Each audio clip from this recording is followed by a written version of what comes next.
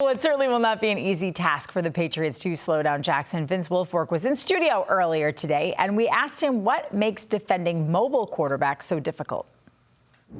It's a defense nightmare, honestly. Like, I used to hate playing against quarterbacks that can run, because now not only you have to deal with the running backs in the run game, but now you have to deal with a quarterback that have that option too. So it's like when you rush him, it's like I can't rush him here, I can't rush him there. I have to stay in my lanes. We have to spy him. So it's very difficult to defend a guy like this. But I know Bill, so Bill gonna have a nice plan to make sure that he don't get out of control. But it's hard to stop him. You can only maintain him, and hopefully he don't kill you.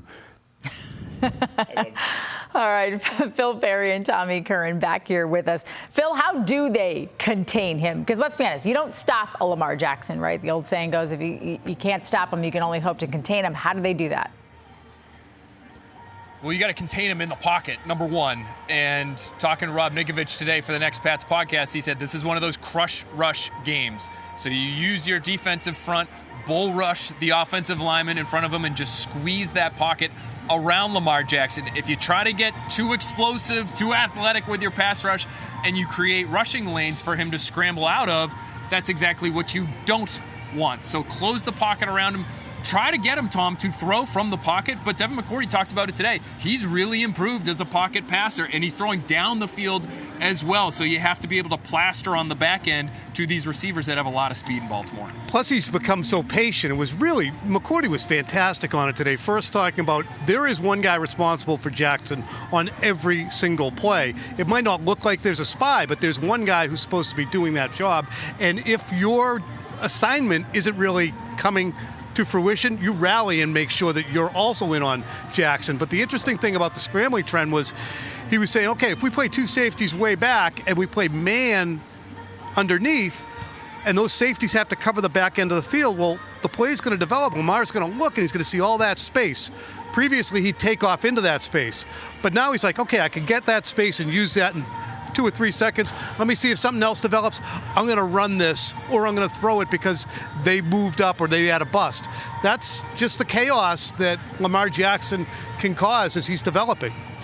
Yeah, Kyle Duggar did a really nice job on Lamar Jackson a couple of years ago. I think he had a career-high tackles in that game of 12 the last time they played the Ravens.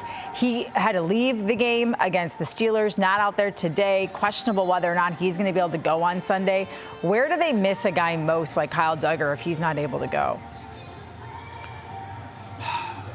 I love Duggar. I think he's a Pro Bowl player in the making, but fortunately the Patriots have a ton of speed. If you want to spy him do it with Jonathan Jones and move him into the middle of the defense. He's played inside. He's played outside. Devin McCourty had the fastest time in the NFL a couple of years ago. He ran 21 miles an hour. The Patriots do have a good amount of speed on the back end, and they've tried to get faster on the second level trend. So I think that's a big difference. Yeah, my understanding is with Kyle Duggar that there is optimism that he will be able to play on Sunday, but they do have depth there, Trenni, at that safety spot. Jabril Peppers, this is one of the reasons you bring him in. You still have Adrian Phillips. You obviously have Devin McCourty as well. And then I think it's important that they have some pretty good depth at the cornerback spot as well. Again, no J.C. Jackson, no Pro Bowl, all-pro level guy, but you have a number of guys that you can rotate through, whether it's John Jones, Jack Jones, Marcus Jones, if he's available, as well as Jalen Mills. That's important because talking to Sean Wade, who actually played with Lamar Jackson briefly last year as a rookie in Baltimore, he said what they're going to try to do is wear us out in the back end. It's one of the reasons why they throw deep so often, why they run those long developing routes. They want to tire you out in the secondary. So I think a rotation in the defensive backfield for the Patriots will be key.